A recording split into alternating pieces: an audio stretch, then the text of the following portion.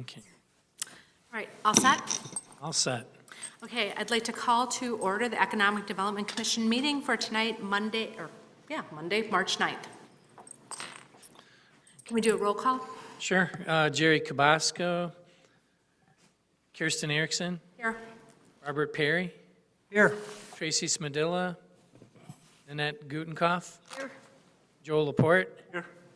Adam Lewinsky, and Stephanie Ganzi are absent. Michelle Hughes. Here. All right. Thank you. We do have a quorum, and I want to especially thank you tonight on a kind of drizzly, gloomy day for the 5 of you coming out so we can have an EDC meeting this month. So, No problem. Thank you, Tony. have a quorum. You're welcome. Can I call for a motion to approve the February 10th, 2020 minutes? I'll approve the. I'll second it. So moved. Moved. On to public comments, and No members of the public? nobody, so I guess we're good with that. Move on from public comments. Tony, would you like to talk to us about the BEDA program enhancements? Yes, thank you, Commissioner Erickson. We don't have a BEDA grant before us tonight, but discussion of the BEDA program, because of course, we hope to and intend to bring many more before you this year and in coming years. And this particular program, I won't go over all the background because you're all familiar with it, but this is coming up on the end of the second fiscal year of having this program, and we put it in our budget request for this coming year, and the mayor and board are supportive of it as an economic development program. So it will be continuing into the future as far as we know.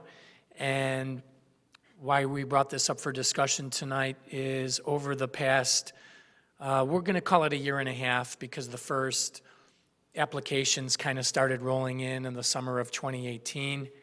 I can assure you that for every one BEDA grant that comes before you, we probably have anywhere from 5 to 10 meetings where we discuss the possibility of it. We actually turn down more applicants than we bring before you, because of course this has been targeted for sales tax generating businesses primarily.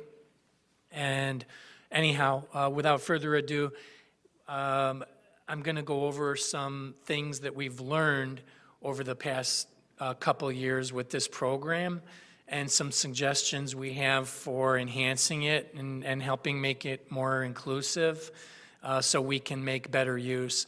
I should mention that the first year it was funded by a $150,000 line item. This current fiscal year, I say fiscal year, remember the village's fiscal year runs from May 1st through April 30th every year. And it was a $250,000 line item this year.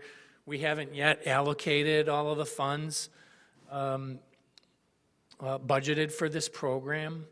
As I mentioned, we have probably 4, 5, 6 pending applications at any given time, but the difference between somebody actually taking an application, starting the process of planning for improvements, and actually coming here before you and then the board, you know, that hasn't happened with a lot of the people that we're anticipating will come in. So, so far, since August 2018, 7 grants have been approved for various projects. Total amount of grants approved so far has been $250,000, but more importantly, it's leveraged about $2.8 million in private investment. And granted, that doesn't mean we're making 10% BEDA grants.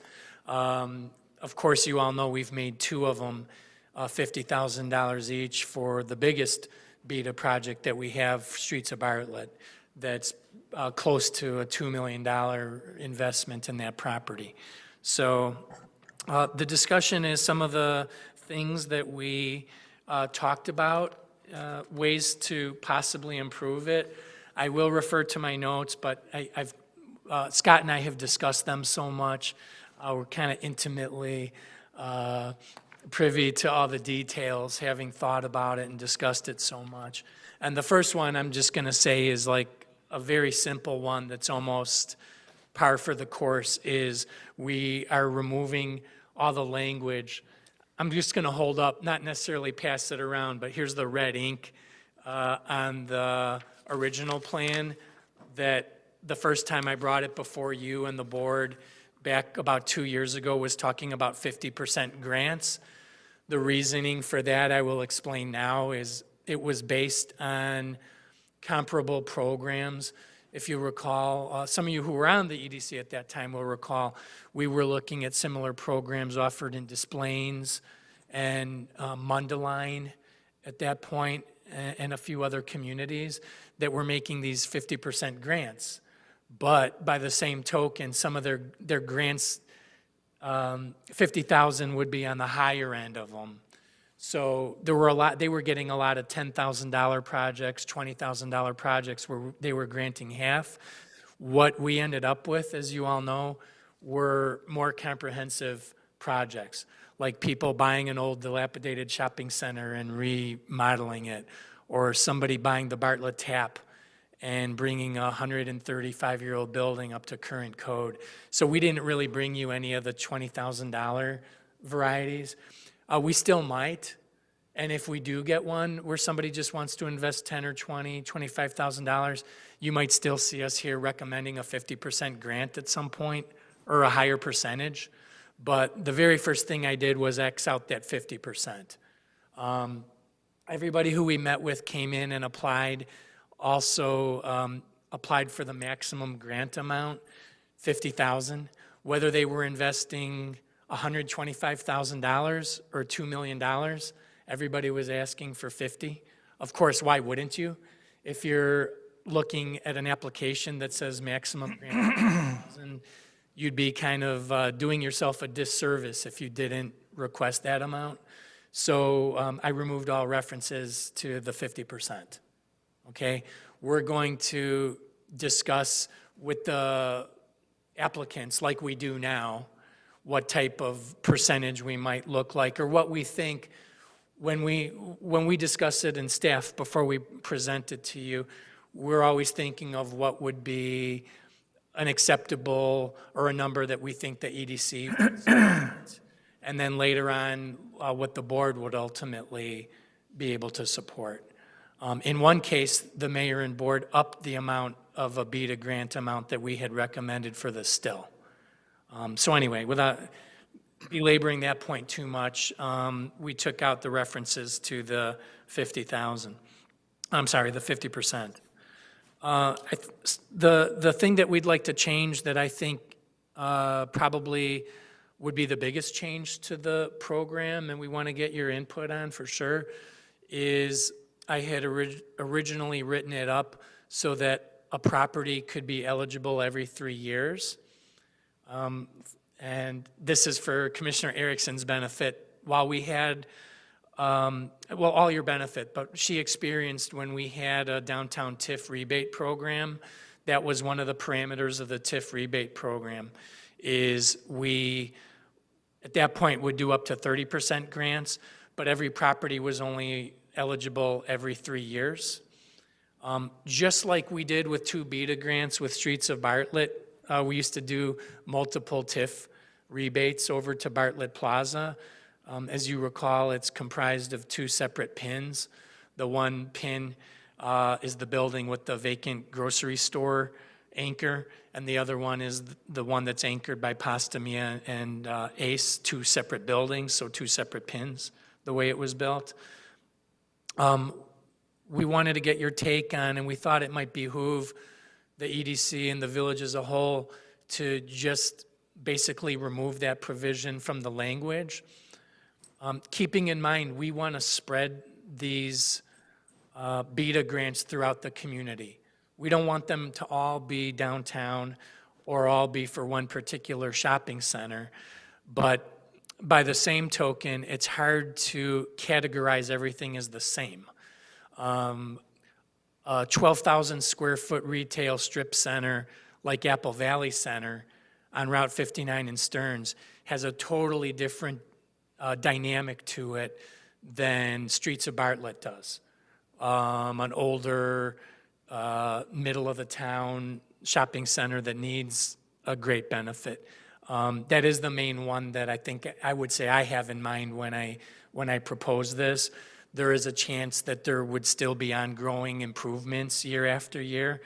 I don't have to tell you all that the number one targeted business that we'd love to bring in and attract to our community would be another grocery store. And we just don't, we think we'll be able to recruit one to downtown in the coming year or years. But by the same token, we also think that it might boil down to helping somebody get off on the right foot in the beginning. And even though $50,000 is not a huge amount when it comes to that type of long-term investment, it could still be something that helps take the sting off of somebody who might be investing $500,000 or more, or whatever the case may be. So again, I'm not sitting here saying we're doing it just so we can offer one for a potential grocer downtown, but that's an example. There's other, none of us know what's going to happen with the economy now, and we just don't want to limit ourselves through a time limitation that we conceived of ourselves. By the same token, if somebody comes in next month and wants a BEDA grant for, say, Bartlett Tap, again, we might not be as, we're going to always be cognizant of where the grants have been made. There's only been 7, but anyway, that's what I wanted to get into. One of the reasoning where we wrote in here that we were thinking of removing the reference to the 3 years. I can go through more, or anybody can comment or stop me at any time. We wanted to add something. This came up very recently. Okay, as I mentioned, the program, the impetus for the program was to help attract sales tax producing businesses primarily. The overall philosophy of that is that there's roughly 400 licensed businesses in the town. And roughly, these are very ballpark rough numbers, but roughly 100 of them are industrial in nature. Probably close to 200 are service-oriented, or maybe 250. And there's perhaps 50, if you take all the restaurants and the stores combined in the village, the numbers may be somewhere between 50 and 70. That would include all your restaurants, bars, cafes, stores like the Bike Shop or Banbury Fair or the Dollar Tree. But mostly, you know, when I did that big report here January of the economic indicators, and we look at things like SIC codes and sales tax revenues, I think you all know this as longtime residents, area business people, that we're flush with service provider and financial and medical uses. So where I'm going with that is the ones we've turned away throughout the 2 years have all been office type of users. That still doesn't mean we want to give BEDA grants and we're going to bring a bunch of medical and financial uses to you. But when we talked about how to better deploy these funds, Scott kind of presented like a scenario of what if some big office use wanted to lease the rest of the grocery store space in Bartlett Plaza, 22,000 square feet, and they said, hey, we're an engineering firm, or we're a tech firm with like 120 employees. And we said, well, we don't want to say, there has to be a line somewhere. We might not bring somebody to you who is 2 employees and they're going to open another chiropractor office, but we might bring somebody to you that says, well, this is a law firm or a medical office or a research and development firm or something like that. It's not so much that we're targeting them as much as we want to make them eligible. So we still, in this, what I call the updated application, we're still going to have the language that we prefer, sales tax producing uses, but we're not going to close.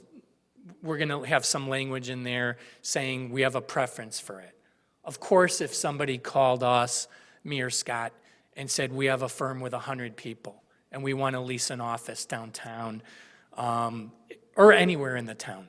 And we're going to invest $500,000 into our infrastructure or remodeling. We don't want to be people saying, well, sorry, we don't make this grant available. It's just for like restaurants and bars. We would want to be able to work with somebody like that if the opportunity presents itself. And then one other change, hopefully I don't miss any, but I had put on there the consideration of one's military status. That came up recently when I had a meeting with it's a garage door company. So it's not something you would normally think of doing an incentive for. They are going to be purchasing an industrial unit in Brewster Creek Business Park. By the way, I should mention, even just being in Brewster Creek Business Park, we don't, in the way we form this program, it doesn't apply to areas within TIFs, because when you give incentives to, like bigger incentives to companies going to Brewster Creek, those incentives actually come out of the TIF. TIF has its own mechanism to offer incentives. But one of the ones, I was asked whether we offer military incentives specifically, and you know, we haven't. A lot of towns don't. But that's something I wanted to throw out there. I would like to include into it. Again, it's not going to replace all the BEDA grants we do for sales tax producers. It's just going to be something we throw out there as a possibility. This particular business is going to be opened by a husband and wife, and they're both active military, and just thought it would be, they had asked, I said, we don't have that program, but I would like to propose it for people who ask in the future. And it's just something that I think could help enhance the program. And again, the way I envision it is maybe bringing a veteran grant applicant to you that may not be a sales tax producing type of thing. It might be like a garage door company, but to say we're going to recommend a small grant. It wouldn't be along the lines of 50,000 like what we're doing for 120 Live, but it might be like, say, a $10,000 grant for somebody opening their first business. I told them that I was thinking on an amount like that, and they said even a small $5,000 or $10,000 grant could go a long way for somebody who's leaving the military and trying to launch their own business. So with that, I think those are the four main changes. Like I said, we took out, again, the language about the 50%, the language about the 3-year provision, took out all the language of it being a pilot program now that it's no longer really a pilot program. And then the consideration, oh, one more thing. I almost forgot something very important. The very first applicant was Indian Express, and the village board wanted him to submit a business plan, and that had not originally been part of the application process. So if you recall seeing some of the first-time business launches, and even 120 Live, who had a business for over 30 years, we asked them to write a business plan. I think that's a reasonable thing to do when you're coming to a public advisory commission and then a village board asking for public funds to be granted to you, to have at least, they ask how long, like I'm a teacher making assignment, and I say at least a 2 to 3 page, like I don't want to see a 1-page business plan, but it doesn't have to be as comprehensive as something that you would be applying for a bank loan for, like to Kirsten, but something in between your 1 or 2 page thing, just to introduce yourself, what's your experience, what's your thoughts on the business plan, and we can't guarantee that they'll all be successful. As you've seen, one of our grantees closed rather abruptly, but we want to make sure that we keep doing the grants in such a way that it improves the building and the infrastructure so somebody else could come right in there and kind of pick up where he left off. Did he have to provide a business plan? He did. He actually did one of the most thorough ones. Funny story, he balked when we showed him the Indian Express business plan. So the four of you who are on EDC, when Indian Express applied, he did a very, very thorough business plan. This guy has, this AJ had like an MBA in business, and, I mean, he took it very seriously, and was our first applicant. We wanted to make sure every I was dotted and every T was crossed so we could present to you like an ideal applicant. Bartlett resident, first-time entrepreneur. He lives on West Bartlett Road, 2 miles, 3 miles west of there. So to me, he was a perfect first applicant. I would cry if his business closed, okay? But they asked him to do a business plan. The board was skeptical at first when he came up as the first applicant, but then he did a very thorough business plan. So to answer your question, we showed that business plan to John Castilla. He thought it was like an overwhelming task to try to do something like that. And then despite him not staying open, he did just as good a business plan that we could probably use as an example. So he did one, yes. I think they've all done them. It was a little different for Mr. Rafidia. We said this guy's owned 20-something shopping centers, and I called 3 or 4 other towns. He's done the same thing in Addison and Roselle and Prospect Heights and many other towns, Palatine, same exact thing that he's done there. Bought an old beat-up, half vacant or more. He bought one center that was like 80% vacant, and he brought it to 100% occupancy in Addison. So that we knew that was his business plan. He told us, the other towns confirmed it. So yeah, we just added the language to require it.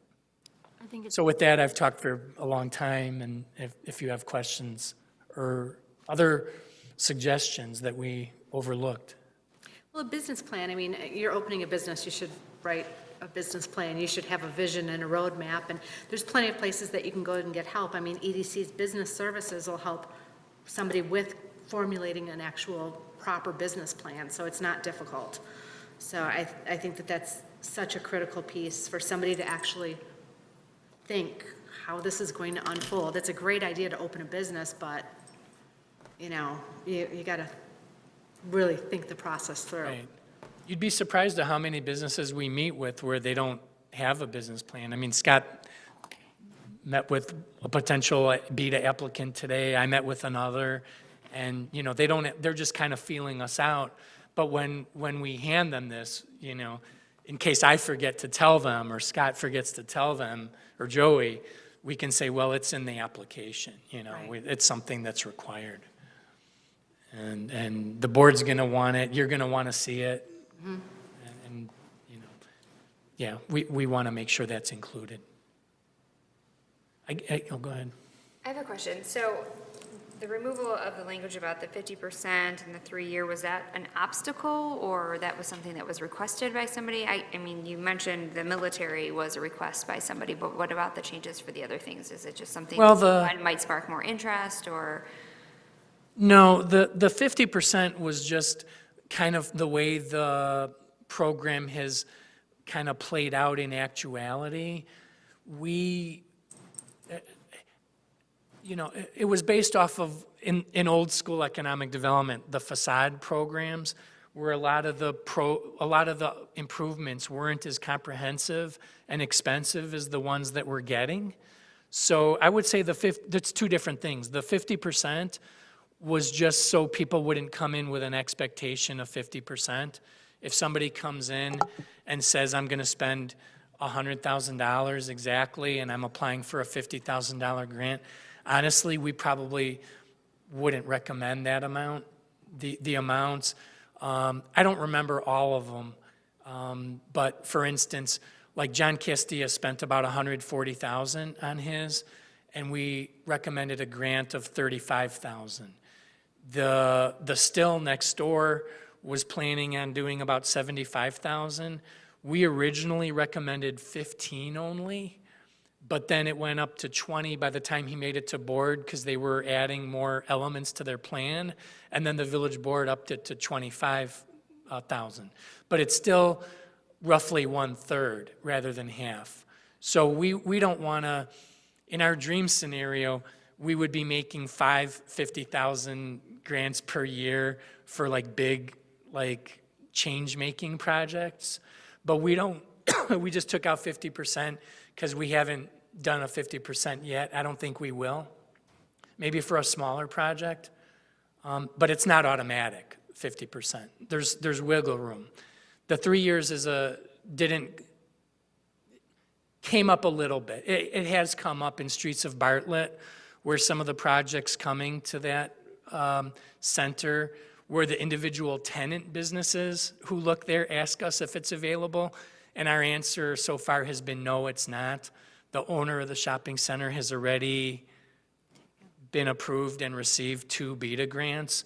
So, you know, a lot of restaurants, I will tell you, we have a lot of restaurants looking for space in the town right now. And, you know, we've told them that really BEDA grants aren't available for that center. You know, we don't want to keep telling them that, but, you know, we don't want every BEDA grant to be for Streets of Bartlett, but by the same token, we don't want to miss out on a good opportunity there based on a rule that we made ourselves. Are there any other thoughts on those, on the 3-year provision? I like removing the 3-year provision. I think that a business that's got a business plan and is moving forward should be able to come forward with their next pieces of their projects. I mean, you know, you can't change everything all in 1 year. I think it shows that growth and that commitment to the village. So I think that that's a fantastic element to remove. Well, thank you. And we're not saying for sure it's going to happen over there. We just don't want to limit ourselves. Like I was asked in a lot of meetings, like, why is it 3 years? And I said, well, that's the way we wrote it. We still want to spread it out throughout the community.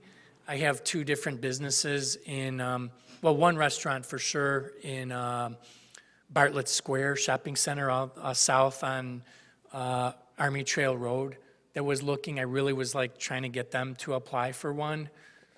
So we could say, okay, we're literally moving it throughout the whole community. We've had one in Westgate Commons, 2 in Streets of Bartlett.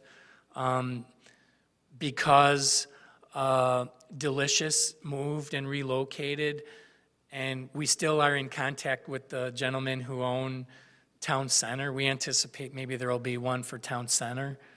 You know, we've got some businesses. Interesting fact about Main Street Plaza that's just a few doors down south of here where the Still is on one end and Bartlett Sports is on another. That's 2 separate owners. So the gentleman who owned the Still, the applicant Jim Leo and Brett Gaylord, they own the north half of that, and the south half is owned by Eddie Kruger. Scott and I have probably shown 4 different businesses the south portion of it. That center needs a lot of help. And, you know, we're hoping in 2020 to bring you a BEDA applicant to do something nice over at that center on the south half of it. Because there was some concern on the EDC and staff and frankly on the board level of, are the gentlemen for the Still just gonna make the north half of the property look really nice and then the south half will it'll look like an old shopping center attached to a newer one. For that property in particular comes to mind multiple pins, and that's one that we wouldn't mind making multiple BEDA grants to, if we could. Same thing goes for Oakfield Center. We haven't had any applicants come in for Oakfield Center, Oak and Lake Street, and you know, we've had a few. There was one that I encouraged to apply for a BEDA grant over there, and they never did. But that's why I mentioned about the 3-year provision, so we don't limit ourselves. And we can still try to spread it throughout the whole community. Is there any kind of recapture, though? I mean, if you have a business apply for it, and then the next year they apply for it again, are we, you know, maybe throwing good money after a bad business plan that, you know, they haven't made it and they continue to come back for more to try and build up the business, and at the end they ultimately don't make it? Is there any sort of recapture to any of the grants? There isn't. It certainly is something we discussed kind of internally and with the administrator when we were putting it together.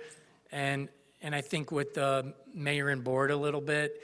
And at that point, didn't want us to go into the kind of collection agent realm. Yeah. I think what we do with that, and of course, we're going to use Bartlett Tap as an example, is what we strive to do is to have, again, it's not a TIF, so TIF has its own state law, but we try to make a similar program where we do allow for stuff like build-outs and signage, but we try to make sure that people are kind of improving the guts of the building, things like electric and plumbing and fire suppression. So we haven't done a recapture. Most towns don't.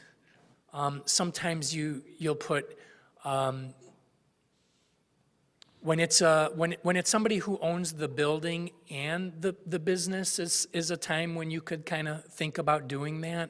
But if you attach any type of clawback to the property, it kind of discourages the property owners from allowing a tenant to come in, if that makes any sense.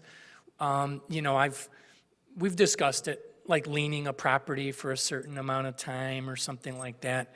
What we decided against that a few years ago, and now what we do, try to get them to make basically permanent improvements to the building. So if one person unfortunately leaves, then the next person can kind of utilize the improvements that have been made already. So we haven't done a clawback. So Tony, I got a question. You says that in the examples you gave, you never really got up to doing a 50% deal. Right. The examples that you gave, and yet we want to take off the 50%. So I'm wondering, in what circumstance, can you give an example where somebody would need 50% or more in the village's eyes? Yeah, I could. I don't have it up on the screen, but I showed some photos in the memo of two buildings that need, I'm going to say, a large amount of help. And one of them, right across the street from here, when you leave tonight, you could take a look at 331 South Main Street with first-class cleaners on the north half of the building and the south half of the building. I know, Nan, you probably can see it from your window. And I'm not going to say that whatever anybody wants to do there would be 50%, but if somebody came, just for example, and said, we want to totally repair this building and bring it up to current code, and maybe even open something that's not sales tax producing, like I'm going to have my office there. But I don't know if you folks realize, I mean, there's quite a few code violations and problems on that building.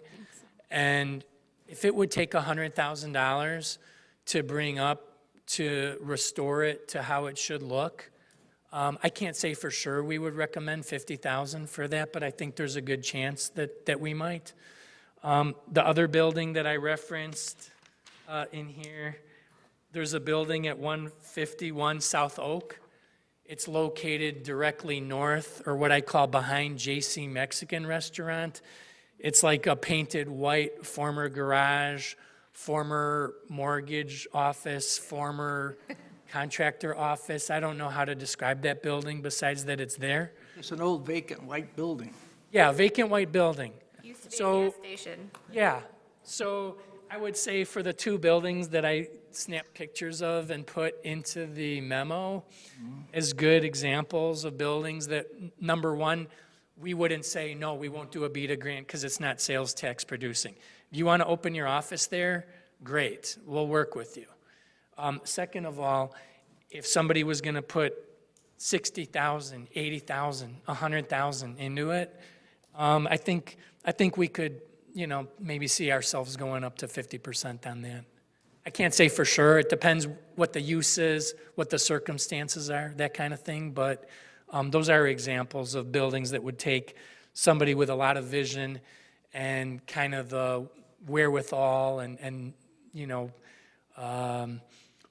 ready to take some risk to put some money out to fix those up, we would want to help them. So just to get a feeling for you and how you're thinking, what if it cost 175 or 200,000 to get it up to code? No, well, we would still limit it at 50,000. We're going to keep that language in there. I can't see us recommending a 50% for that. No, I mean, to just bring a vanilla box up to restaurant status is about like $150,000, give or take. 140, 130, 170. I mean, if it was somebody rehabbing that building behind JC's to a restaurant, that would be a similar project to what John did at Bartlett Tap, similar to what Jimmy Bowman is doing over at 120 Live. The building looks worse, but it would be a similar scope project. Plumbing, HVAC, electric, windows, doors, floor. From what I understand, he already spent a couple $100,000. More than, quite a bit. His I don't want to speak out of turn, but they proposed that they would spend about $300,000 after buying the building, and of course, you remember we recommended $50,000. Their project has gone up significantly higher than that, quite a bit higher. So we feel good about offering the $50,000 to them. If the limit was higher, we probably would have recommended higher. Yeah, that's what I was thinking. I mean, if his budget was and it went that much over, is the village going to say, well, hey, it's not his fault, he thought he was going to spend this much, and actually is spending maybe a third more? Well, more than a third more. But still, we want to be able to, remember the whole program is funded $250,000. So, I can't answer whether the village would want to do like a $100,000 grant for one restaurant. Remember, it's not a TIF funded program. It comes right out of the budget. So we want to be able to, again, ideally, we would have 5 or more projects per year with it. So I don't know if Scott wants to add to that, but I think 50,000 is a good number. I would say, to Tony's point, it's to leverage private investment, not supplement it. And if once you're getting up to 100, 150, you're beginning to supplement it. So I would say it's more of trying to leverage it and use it as a tool in the economic toolbox.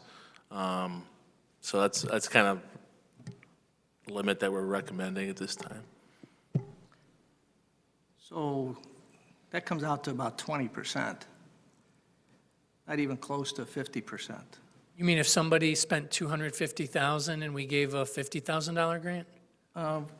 We were talking about the 300,000 and 50,000 would be the Right, max. a sixth, right. I mean, a few years ago, we would have been able to offer 0. I mean, before the creation of the program, and then the state statute didn't take effect till 2017. It was illegal to give public money for private benefit, and that change in Springfield is kind of what catapulted this. I mean, yeah, it's funded through video gaming money, but it's still public dollars, so we need to try to protect that money. I mean, using the TAP as an example, if we would have given him 150, we'd probably be 3 times as sour as we are now, or 4 times as sour. So there's risk on the village's part of giving that money. And I think $50,000 is a lot more than some other communities would offer, and we're proud of it. And it's still a lot of money, but we get your point. I mean, what they're spending over there is a lot more than what they said, but we've had meetings with the management team and feel like that's still a whole lot of money. And again, like we said, we're getting rid of the 3-year rule. So if somebody like 120 Live wants to put more money in, or they're able to do that now in consecutive years if they wish. I hope that helps answer the question a little bit. So how do we stack up against the neighboring towns with the BEDA program? Are they at 50,000 cap? It's hard to answer that yes or no. And this wasn't meant to be a discussion of TIF, but there's a difference between TIF-funded incentives and non-TIF-funded incentives. When you want to look at the communities that fund them, like I mentioned Bartlett does, where it comes out of a general fund. This amount is quite generous. It's comparable to what Des Plaines or Mundelein offers. The neighboring communities don't really have this, and they look to us, and they send me emails and calls about how do you do this program. It's gained, every time something's in the paper, I get calls about it from other communities that want to, this isn't a program where we're following, it's a program where we're leading. But if you want to talk about, you know, how incentives are done in general, there's incentives that are done 5 times that much, 10 times that much, 50 times that much. Those are typically TIF redevelopment agreements. So we're not talking about TIF redevelopment agreements here where it's $1 million incentive or a $2 or $3 or $4 million incentive. These are typically small business incentives. The biggest one, I don't know if we'll get a bigger one than Mr. Rafidia's. I kind of think we won't. Somebody who would invest millions of dollars in a project like that. But that's, you know, mostly we're bringing like restaurateurs looking at old buildings for the most part. We're trying to attract a bakery to town. We've been soliciting some bakeries lately with it. You know, most of the, I won't get into all the restaurants, but probably 2 or 3 restaurants we've offered it to in February with the hope, you know, people who are interested and who come look at the town. So those are still smaller projects. Those aren't massive redevelopment projects that you would do through a redevelopment agreement, like Brewster Creek Business Park. So to answer that, there aren't a lot of comparable, ours is one of the best programs like this. But like in absence of a TIF, this is probably the best program like this. Well, what's interesting what you said is that Bartlett is actually ahead of the nearby towns in spearheading a BEDA program. Right. I mean, we did, you know how sometimes at these meetings I talk about ICSC conventions we go to? The big retail convention in Las Vegas, and then there's a couple in Chicago. So I've been good friends with the people in Mundelein for many years, like 15 years. They had a program this was modeled after Mundelein's program. They fund it out of their general fund. They target restaurants specifically or retail uses. Their amounts are smaller, but they do 50%. But their grants are like $15,000, $20,000. They're doing stuff like new signs and new facades. I like our program better because you're taking you can't just slap a new facade and sign on top of a building like Bartlett Tap. You know, you got to replace every mechanical fixture in it. You know, that's a 135-year-old building. We've got other buildings that need similar amounts of help. And slapping some paint and a new facade and signs isn't going to help it. So ours is a little different because of the nature of our buildings. But that still doesn't mean you won't see BEDA grants for some of our nicest, newest shopping centers like Westgate Commons or Town Center. Those are the ones that are more like build-out oriented. So, Well, what's good to hear is that if there's a business prospect that's looking to open up in the Tri-Village area, he really has to look to Bartlett first because of the BEDA program. we have one project right now, and forgive me, I can't get too specific, but was looking up and down. I don't consider it like a tri-village area, but kind of like a wider geography of towns. but this particular prospect is basically looking from the north end of Streamwood to the south end of West Chicago. And it's quite possibly that this BEDA grant, that's one of the things they said that's making them take a harder look at Bartlett. So, you know, you might even see one for like a new building on Route 59. Well, that's good to hear. That's Yeah. exactly what we want. Yeah. I mean, it's limited resources, and trust me, we're trying to leverage it the very best we possibly can. You know, whether or not, I can't promise they're all going to work out great, but, you know, we're going to do the best we can to ensure that they do. Would the owners be considered, the owners of the buildings in question, like the dry cleaner and the white building, and even the owners of the owners of the building, would they qualify for BEDA? Oh, yes, Have we absolutely. approached them? Absolutely. We've done it so far. You know what? We've done it with almost all building owners. John Castillo was a tenant. He doesn't own the building, but he paid for all the improvements to Bartlett Tap. But our first applicant, AJ, he bought that unit in Westgate. Mr. Rafidia, he bought. Oh, but what about the buildings that are dilapidated, for lack of a better word? So like the dry Well, cleaner, the white yeah. building, the still? And this does come right out of the TIF program, so it's for building owners or tenants. And if a tenant applies, they simply have to provide proof that the building owner consents to it. But they would have to do that with almost anything. I can tell you, it's mostly the building owners sending the tenants to talk with me. So that's the way it works, is there. It doesn't just behoove us as a village, it behooves the building owners to help have this economic development tool to help fill some of these hard-to-fill spaces.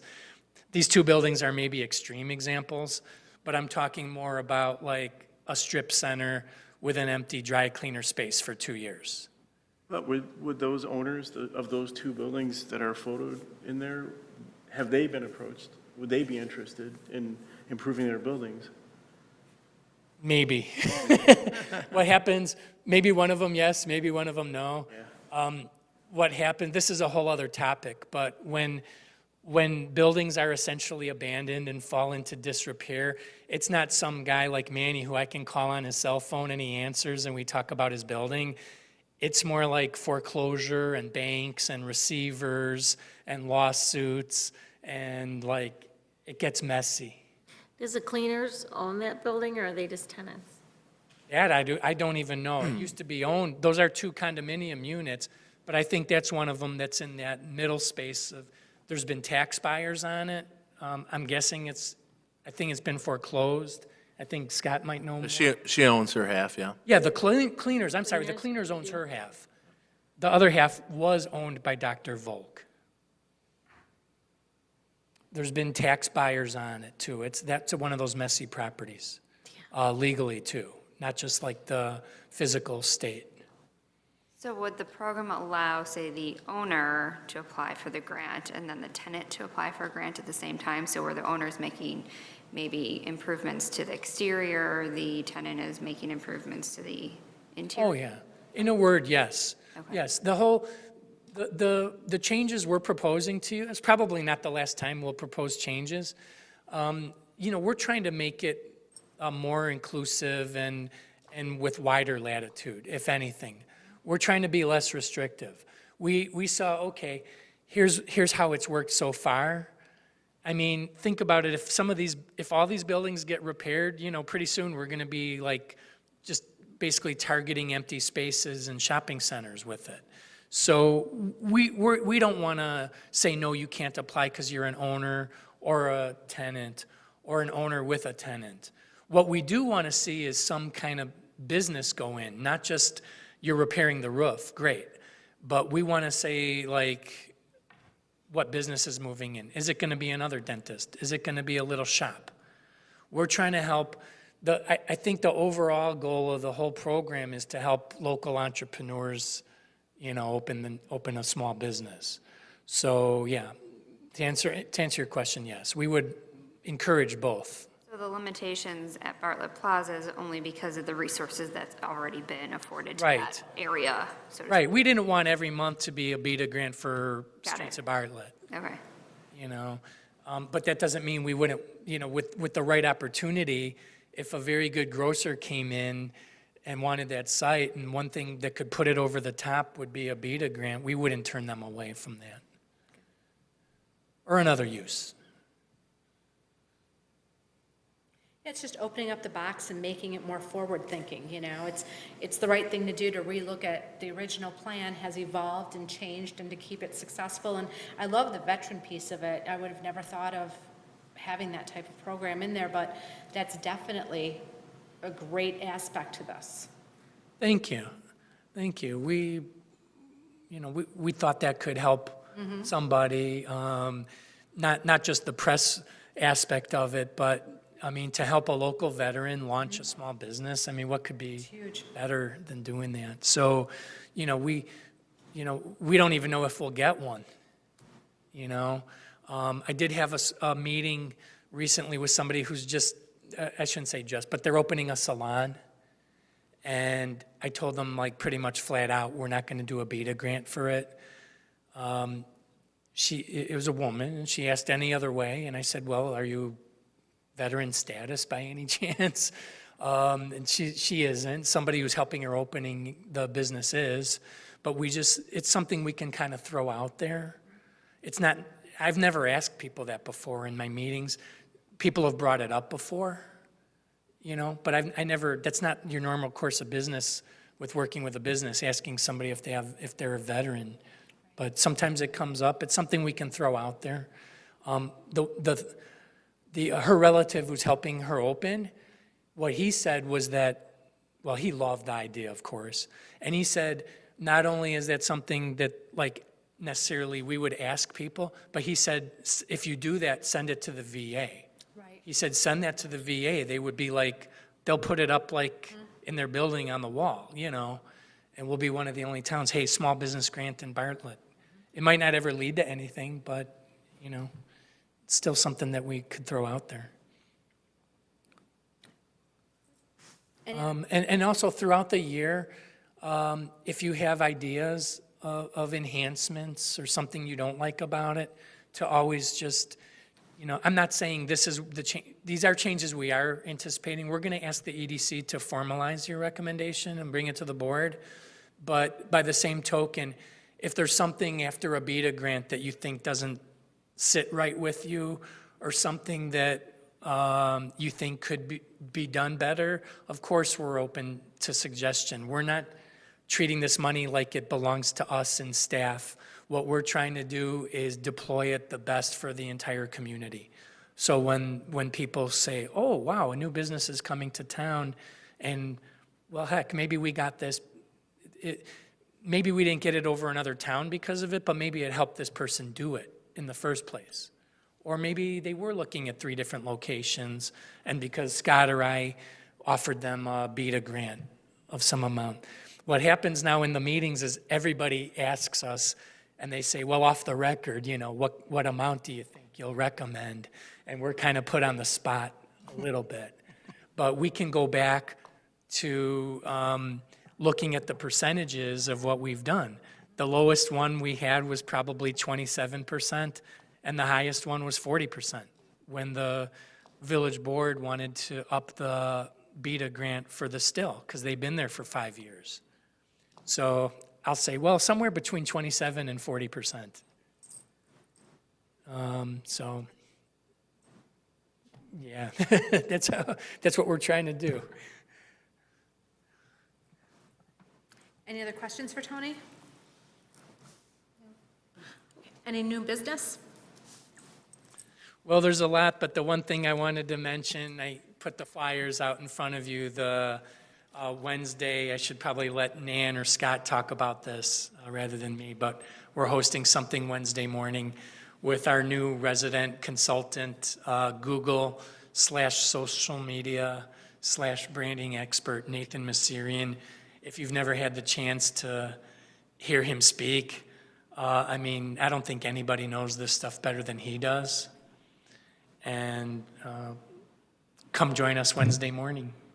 Is anybody, I know Nan's going, of course. Is anybody else, you're going to make it there? Okay, good, good. Yeah. We He's a want to, good speaker. I mean, he's dynamic and engaging as well as being so full of information. I mean, he's just really kind of even energizing. You're kind of like, whoa, you leave there and you're like, okay, I want to go do something now. yeah, I've heard, besides this would this be the third one he's doing for us? Yeah, third one. I've heard him do another separate one at Kane County where I first heard of him. I mean, if you're a small business owner in town, you really should go to this. This is good stuff. I try to learn it myself too. For helping other businesses that I work with, for people that I'm friends with who own businesses. I mean, it's good information, so I wanted to mention that. And probably do a longer new business report next month, tell you about, hopefully some of the things we've got in the hopper right now will come to fruition within the next few weeks. Did you give the time and the place?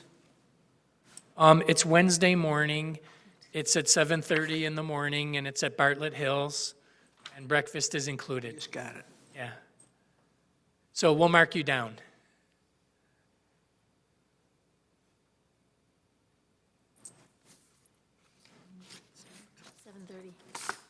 AM. AM. Do you like how we go? AM.